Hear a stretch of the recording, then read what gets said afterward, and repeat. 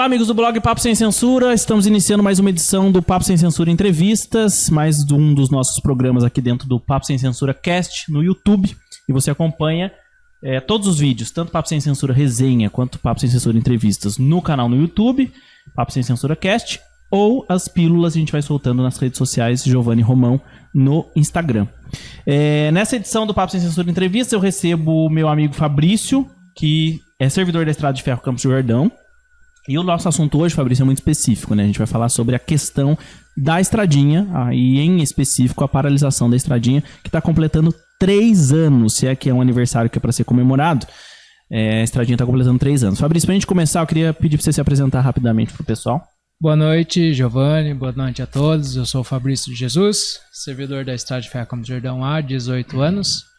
Sou engenheiro, bacharel em Direito agora, falta 6 meses, né? Pós-graduado na área de Gestão Pública, Administração Pública, Finança, Administração, Recursos Humanos e afins. Estamos aí, né, Giovanni, há 3 anos numa luta aí pelo desmonte ferroviário que o governo veio aplicando no sentido do abandono, né, e impactando aí a família que depende, né, do transporte da Estrada de Ferro Campos do Jordão. E é isso, vamos falar um pouco sobre, desde a gestão Dória, João Dória e Rodrigo Garcia, né, que se iniciou ali todo aquele estudo para concessão / privatização. Né? Legal, para a gente contextualizar um pouquinho, né, todo mundo conhece, pelo menos quem é de Pinda, né, Estrada de Ferro Campos do Jordão, carinhosamente conhecido como Estradinha, né, eu sempre comento que esse olhar carinhoso demonstra a ligação que a cidade tem, afetiva até, com a Estrada de Ferro Campos do Jordão, que é centenária. Eu conheci o Fabrício no fim de 2020 e ali ele já trouxe uma preocupação com o abandono, e depois daquilo começaram as sequências de furtos, foram mais de 100 furtos, né? E a paralisação definitiva a partir de maio de 2021, né? Que mais ou menos foi hoje completando 3 anos. Fabrício, pra gente contextualizar, como é que a gente chegou nesse ponto? Você tem uma estradinha que funcionava, que acessava o turismo, que levava as pessoas na zona rural, né? O transporte urbano, né? Dentro da zona rural de Pindamonhangaba, o transporte municipal. E que de repente a coisa foi parando, foi desmontando e hoje está 100% paralisado. Como é que a gente chegou nisso? O cenário, né, caótico aí que a população toda enxerga hoje da Estrada de Ferro Campos do Jordão, ele iniciou-se em 4 de maio, se não me engano, de 2021. Né? Ali houve o primeiro furto no trecho de Pindamonhangaba e simplesmente a antiga gestão que estava ali no comando, ela teve uma morosidade em agir perante aquele ato. Né? Demorou-se ali então um período da execução de repor o cabo, e aí de repente começou 1, 2, 3, totalizando mais de 100 furtos consecutivos. Né? Então, de maio de 2021 a setembro de 2021, foram furtados 28 quilômetros, né, que é o trecho de Pindamonhangaba a Santo Antônio Pinhal, da linha férrea. Veja, em 5 meses houve a total paralisação do trecho de Pindamonhangaba, que atende, né, como um serviço social às famílias que moram ali beira a linha, né, da zona rural de Pindamonhangaba. Mas mais ou menos quantas famílias? No bairro Cerâmica temos mais ou menos 100 famílias, ali no Bom Sucesso, 60 famílias no bairro Cerâmica, mais ou menos no Bom Sucesso 100 famílias, e aí vem, né, Piraquama, vem todo esse complexo aí, totalizando assim, em média, 400 famílias, se a gente for no geral. Diretamente, né, afetado. Diretamente afetado, né? E detalhe, um serviço público prestado num valor de R$ 3,50 com 5 horários, né, de trem, para atender a população. Então veja, Giovanni, era um serviço essencial, de extrema necessidade de pessoas carentes, né, desprovidas ali de transporte público do município, e que muitos ali se utilizavam do trem para fazer sua compra, para poder estudar aqui no centro, né, para poder ter o seu lazer, para poder vir na cidade, né, fazer sua feira, fazer sua comprinha ali e conseguir retornar para casa. Hoje, o serviço municipal, ele não atende em sua excelência, né, pelo transporte público ali, o ônibus, ele não atende na sua excelência as mesmas quantidades que a Estrada de Ferro Campos do Jordão atendia esses moradores, né? Entendi. E aí, você citou essa questão dos 100 furtos, né? Nós tivemos acesso em 2022, mais ou menos, via deputado Carlos Gianazzi, a um inquérito da Polícia Civil que reforça, demonstra, comprova a omissão do governo do estado. Então a gente está falando de um governo do estado que não só não fez nada para recuperar, mas como deixou a coisa chegar nesse ponto, né? Exatamente. Nesse período, né, a polícia científica ela fez todo aquele levantamento, né, dos furtos, né, e chegou numa conclusão ali, ó, que houve então foi registrado o laudo pela inexistência de policiamento ostensivo específico na via de forma de polícia ferroviária ou equivalente. Eu entendo que equivalente seria uma ronda motorizada ali para fazer todo aquele percurso de monitoramento, né? E ainda apontou, aliada à falta de material para reparo imediato, prolongando então a situação constatada de dano ao patrimônio público. E a inativação prolongada da via férrea foi compatível com a teoria da janela, né? O que o perito quis dizer com aquilo ali? No direito penal, a teoria da janela quebrada é o seguinte: se você tem um patrimônio, um prédio, né, um patrimônio público de um prédio, e ele é abandonado e a janela está quebrada, automaticamente, se ele é abandonado e não é reposto, né, aquela janela ali, automaticamente quem passa vai se sentir também no direito de tacar uma pedra e quebrar. Então, o que ele caracteriza ali? O abandono do serviço público, né, ao seu patrimônio caracteriza que todos podem ali depreciar, porque ninguém está repondo, ninguém está reparando de forma imediata aquele bem público para a população, né? Fabrício, é muito comum a gente ouvir, é senso comum a gente ouvir e aí o Estado ajuda nessa leitura errada da população de forma geral, de que na mão do Estado não vai, de que na mão do Estado não vai resolver. Dinheiro não falta, certo? Não é uma questão financeira, não. É uma questão de vontade política. Faltou vontade política? Dinheiro tinha? Olha, Giovanni, faltou muita vontade administrativa e vontade política, né?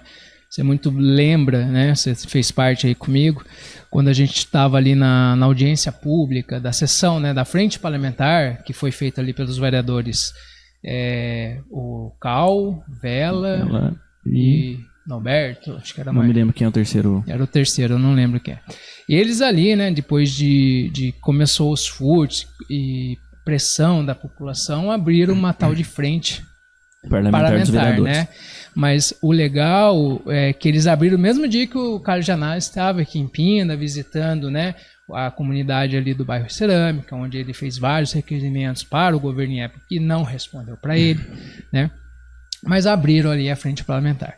Naquela reunião, né, o diretor alegou que não era falta de dinheiro, não era.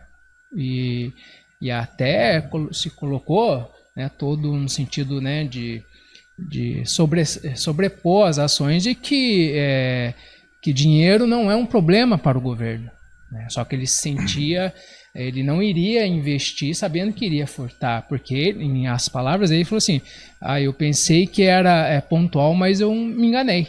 E aí nesse período ele se comprometeu com a população em 6 meses voltar à operação, né, de implantar o plano de segurança e já ali começar a volta à operação. Isso nós estamos falando de meados de 21, né? 22, começo de 22. E aí naquele período ele tinha 12 milhões, onde o governo destinou uma verba para ele e devolveu o recurso, né? 12 milhões para a recuperação. Para a recuperação da Estrada de Ferro. Ou seja, em setembro de 2022, a administração tinha em caixa 12 milhões para recuperar o trecho de Pindamonhangaba. E 12 milhões recuperava.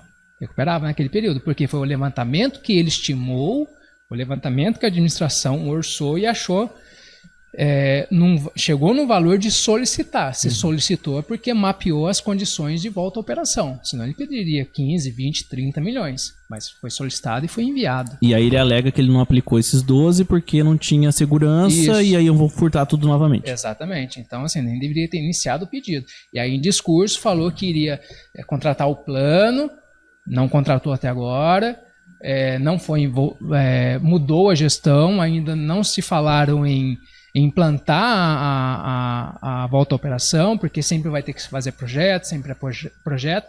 Então, assim, a população está há 3 anos escutando projeto. Tem que ter projeto, tem que ter projeto. Mas 3 anos na morosidade de ter dinheiro, ter superávit financeiro, né, ter recurso para gastar, devolver o dinheiro, ser apontado pelo Tribunal de Contas, falando de morosidade administrativa em relação ao patrimônio público, de entregar o bem ao público, à população explorar, porque o patrimônio é público, se é público é para todos. E é um dever do governo entregar o bem funcionando, né? E não fazer por morosidade é brincar com a população que depende, né, e necessita ali do trem. A gente está falando de uma população carente, sim, esquecida, né, pelo governo do estado de São Paulo e também um pouco pelo município, sim, né, Giovanni? Com certeza. Aí é só mais uma vez para a gente contextualizar. A estrada de ferro ela liga Pinda, Santo Antônio do Pinhal, Santo Antônio do Pinhal a Campos do Jordão. E depois o interno dentro de Campos do Jordão. Isso. O único trecho funcionando hoje é dentro de Campos do Jordão. Ela funciona do Campos do Jordão até o portal ali de Campos, né? E aí volta. Então dá uns 7 quilômetros no máximo. E na sua leitura, por que funciona só ali? Só porque ali foi mantido o trecho? O trecho. Ali foi mantido o trecho para poder dar continuidade aonde tem mais a arrecadação para os empresários, né, Giovanni? Eu vejo que não houve ali tempo hábil para o trecho de Pindamonhangaba, mas houve todo, né, um olhar clínico para não parar, porque assim, furta o trecho de Santo Antônio do Pinhal e repõe. Furta, repõe. Por quê? Que a administração sempre estava repondo e não fez o mesmo conceito em Pindamonhangaba. Permitiu, né, em 5 meses não tomar uma atitude de se contratar de forma emergencial ali uma ronda motorizada para poder recuperar o bem, ou para olhar o bem e enquanto isso recuperasse o bem, para fazer o mesmo conceito que foi sendo feito em Campos, né? Recentemente a gente teve essa semana mais furtos, e mesmo assim a equipe foi lá e recolocou o cabo, né? Então assim, o laudo da polícia foi bem específico, morosidade em repor o bem em tempo hábil. Deveria a administração sempre estar repondo, porque é dever da administração repor o bem, e é dever da polícia era fiscalizar. Tanto é que você lembra que o agente do governo que foi representar a secretaria falou que deveria a população fazer o papel de polícia. Lembra? Que eles tinham que fazer a denúncia, fazer a fiscalização, fazer a ronda para ligar para a polícia. Isso é um absurdo, Giovanni. Isso é um absurdo que foi feito. Antes da gente chegar no problema central, que é a questão da privatização, a concessão para a iniciativa privada. Hoje, se a gente pegasse hoje, 12 milhões provavelmente não recupera mais. Não. Mas você tem que aplicar um valor para recuperar esse funcionamento. A partir do momento que está recuperada, a estradinha ela é viável, financeiramente viável, ela em plena atividade, tanto para atender esse transporte rural em Pinda, quanto o trecho turístico. Ela é uma estradinha que se paga, que... Sim, enfim. Sim. Se a gente for levar em conta os nossos trens ativos, que nós vamos levar em conta a nossa capacidade de entregar, né? Nossa oferta de lugares. Se a gente levar em 100%, e se nós operarmos ali em 70%, que é uma capacidade média, né, de 50% a 70%, sim, ela é viável. A gente pode chegar num valor aí de 18 milhões de arrecadação interna. E os gastos da ferrovia seria 10 milhões em folha e 8 milhões de investimento, né? Mais 6 milhões de contratos ativos, sobraria 2, e temos também o dinheiro de repasse da outorga da concessão do teleférico, do Capivari, né? Que é hoje o Parque João Dória, né? João Dória. João Dória pai, né? Chegando na questão central, que é o objetivo maior do governo com tudo isso, com o abandono, etc., é a concessão desse bem público à iniciativa privada. Isso também é um ponto que a gente sabe que chama aos olhos de uma parcela da população que entende isso, que só vai funcionar com a iniciativa privada. Mas tem alguns pontos que são preocupantes nesse. Exato. Para algumas linhas políticas, da qual nós fazemos parte, a concessão em si é um problema. Exato. Mas para a gente ser didático, o que impacta? O que essa concessão traz para a estradinha, para quem está envolvido, para os funcionários, para a população? Então, a concessão ela não visa, ela não tem seus estudos voltados para o servidor que está ali, porque ali são empregados públicos pelo regime da CLT, né? Mesmo sendo o órgão da administração pública direta, regime jurídico direto, o vínculo a uma CLT, né? E não se trata ali do servidor de o que vai fazer com esses servidores. Existem servidores que existem a estabilidade da súmula 390 do Tribunal Superior do Trabalho, né, que garante que aqueles servidores são considerados estatutários, mas não se fala nisso, né? Não se fala dos moradores que residem nas casas da ferrovia. Ela não trata isso. Ela não trata do patrimônio, do conceito histórico, cultural da Estrada de Ferro Campos do Jordão, né? Até que eu entrei com o processo no IFAM. Eu falo Vamos isso entrar daqui a também. pouco. E não se trata em nenhum momento sobre o impacto da população. Se vai manter o valor de R$ 3,50, se vai manter os mesmos horários que foi aplicado há mais de 30 anos pelo governo, no sentido de entregar os 5 bondes, né, nos horários de 6h30 da manhã às 4h30 da tarde, né? Ali não se trata. O que visa a concessão no início era saber a lucratividade para a iniciativa privada. Quanto que aquilo ali arrecadaria para uma proposta, para uma iniciativa privada. Então, isso é muito preocupante, Giovanni, porque é um cenário de Pindamonhangaba que são pessoas hipossuficientes, são pessoas de baixa renda, são pessoas que dependem do transporte público. E isso é muito grave. E a gente está falando de uma população, novamente, 3 anos escutando que irão fazer projeto. Irão fazer projeto e não volta à operação. Dinheiro em caixa e não volta à operação. É muito impactante isso.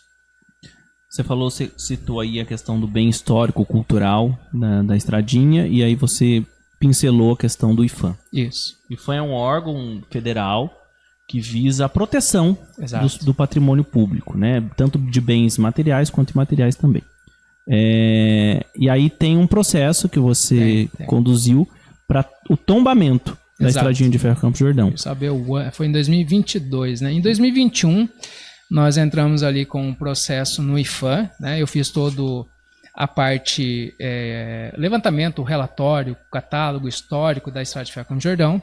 E aí, lá em maio, né, eu entrei com um pedido, um e-mail para o IFAM, e aí ele me respondeu, olha, você tem que fazer todos os requisitos legais da lei. Então eu comecei a elaborar um planejamento, um relatório, e aí constatei, né, no relatório e demonstrei para o IFAM que aquilo ali era uma ferrovia centenária. Então coloquei fotos da época, processos da época, né, então contei todo aquele ato histórico da Estrada de Ferro Campos do Jordão, né, que nasceu em 1914, né? Ela iniciou em 12, inaugurada em 1914, né? Então, aí o IFAM recebeu o processo, analisou e abriu o tombamento, né? Os estudos de tombamento. E a partir daí ela tem 5 anos, né, para elaborar. Então, de 2021 para mais 5 anos, dá 2025. Né? Se a gente for ver certinho, 21, 22, 23, 24, 25, quanto o ano, né, cheio. E parece que eles vão vir para cá agora. Acho que tem 60 dias e eles têm que vir para poder terminar o estudo que já está, né, no seu prazo ali. Mas ele reconheceu a Estrada de Ferro Campos do Jordão como sendo um bem histórico, né? E aí nesse estudo vai determinar o que pode ou não ser feito o tombamento. E ainda, Giovanni, temos um município aqui de Pindamonhangaba que declarou a Estrada de Ferro Campos do Jordão, pelo Conselho Municipal aí de Patrimônio Histórico, declarou a sede da Estrada de Ferro Campos do Jordão e as oficinas como patrimônio histórico da cidade de Pindamonhangaba. Do município. Isso, do município. Então nós temos 2 estudos correndo em paralelo. O estudo do governo do estado para a concessão do bem e o estudo do IFAM para o possível tombamento. Exato. De que forma esse estudo de tombamento ele impacta nesse estudo, ou deveria impactar nesse estudo da concessão? Ou seja, é possível discutir concessão antes de se entenda o que tem de patrimônio, o que tem que preservar? Não é possível, porque assim, como que uma pessoa vai entregar o seu bem, né? Por exemplo, você vai vender a sua casa. Para você vender a sua casa, você vai ter que avaliar a sua casa e você... Ou um exemplo melhor, você vai alugar a sua casa, você coloca o requisito que pode ou não alterar, né, para o inquilino utilizar. A concessão seria um aluguel do governo a longo prazo, se perder prazo, para uma iniciativa privada explorar. Mas ele precisa colocar suas regras, o que pode ou não destruir, no sentido de alterar o layout, né? E quem melhor para dizer isso? É um órgão federal que tem um processo aberto.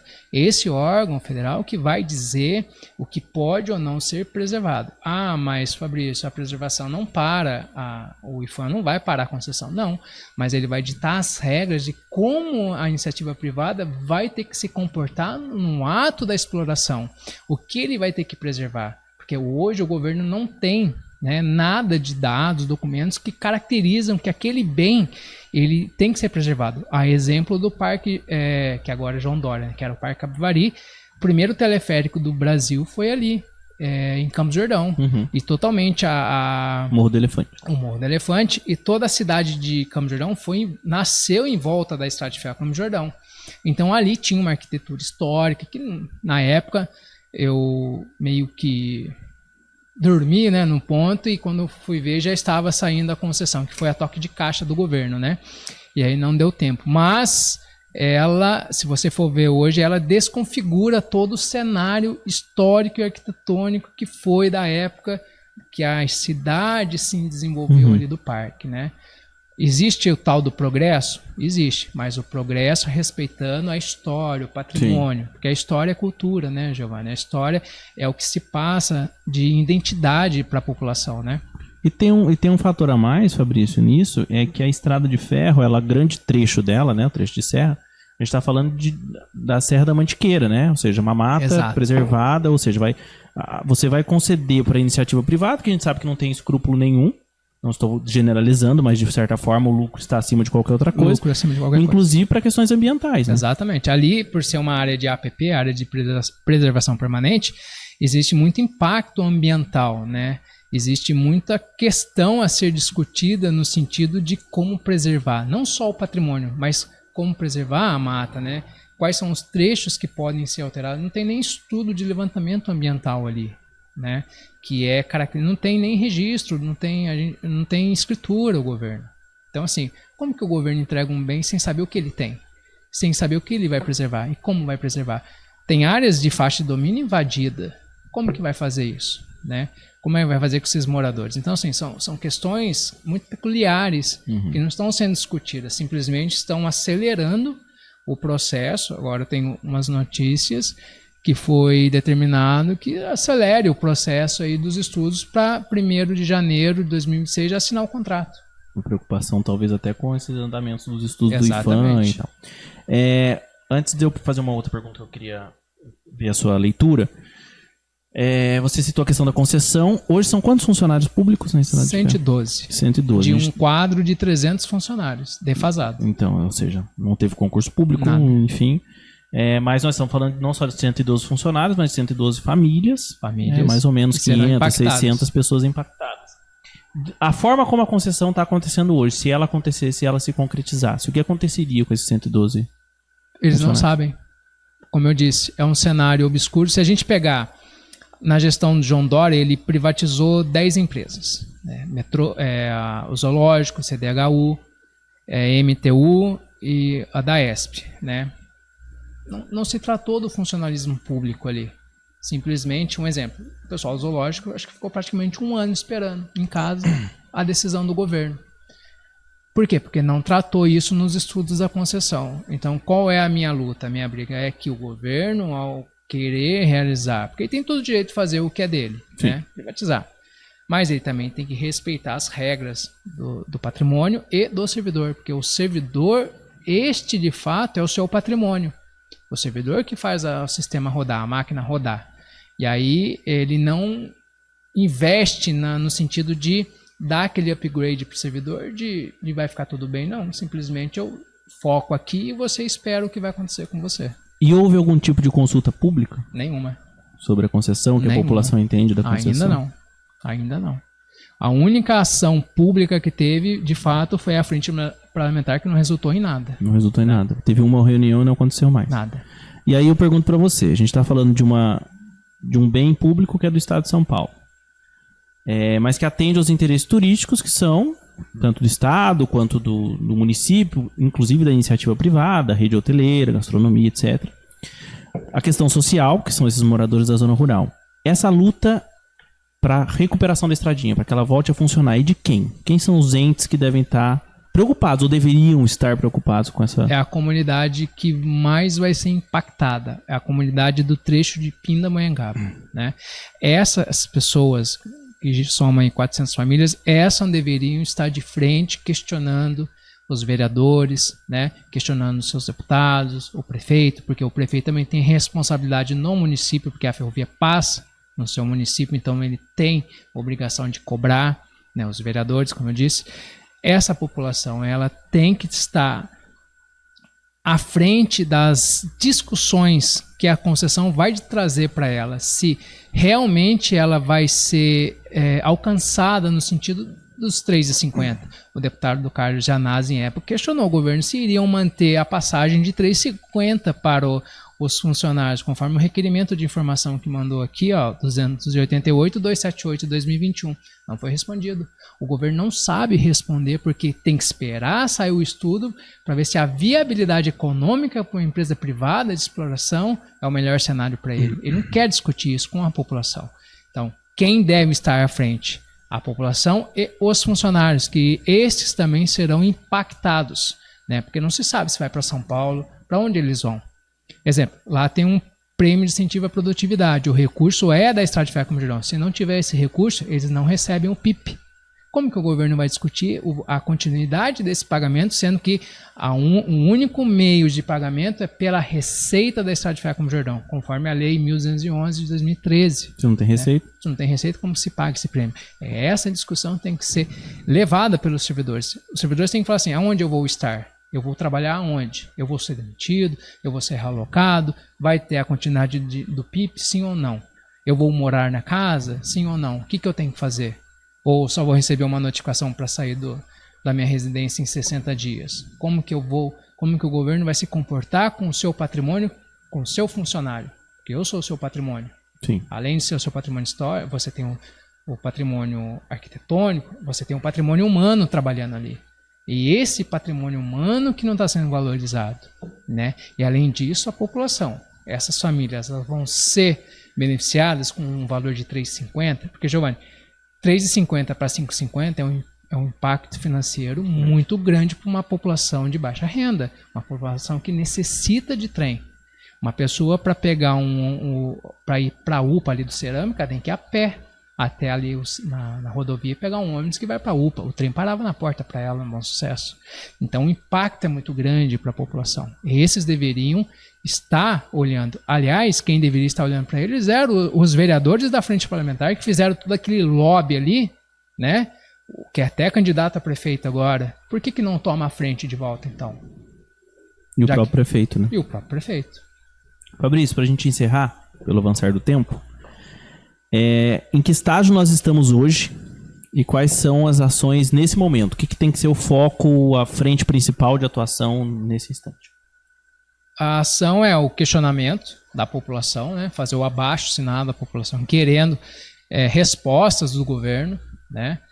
Temos ações aí junto com o IFAM, né, de questionar e abrir uma ação popular, né? Porque assim, existe ali então um conceito de destruição do patrimônio público. Se não se levar em consideração a preservação, se destrói.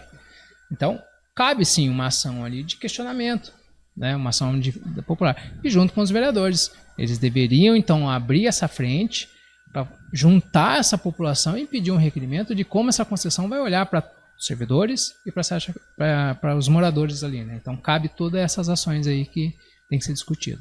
Legal, Fabrício. Queria te agradecer. A gente tem um reloginho do tempo, né? Então agora é contra o tempo também. Essas ações todas, ela tem que correr, né? Porque, como eu disse, o ano que vem vai ser o ano decisivo. É o ano da entrega dos estudos e depois, subsequência, já é o ano da assinatura. E se a população... o direito não socorre aquele que dorme, né? Já viu essa frase, né? Se a população não se socorrer agora, dormir... ela praticamente pode perder aquela oportunidade de se falar. Porque se a gente pegar um caso da Sabesp, entraram com uma liminar, uma ação para audiência pública. Será que o governo vai garantir audiência pública também para a Estrada de Ferro Campos do Jordão, sendo que já não garantiu para a Sabesp? Sim. Essa é a questão, né, Giovanni? Sim. É isso, gente. Fabrício, obrigado pela sua participação e já está convidado para mais vezes para a gente acompanhar nesse caso. Obrigado, agradeço o convite. Vamos falar também, né, de atos políticos futuramente do município. Com certeza. Estou aí à disposição para a gente dar andamento aí nas ações da Estrada de Ferro Campos do Jordão também. Muito bom, obrigado a todo mundo e defendam a Estradinha de Ferro Campos do Jordão pela volta da operação da Estradinha Centenária. Um abraço a todos e até o próximo Papo Sem Censura Entrevistas. Obrigado.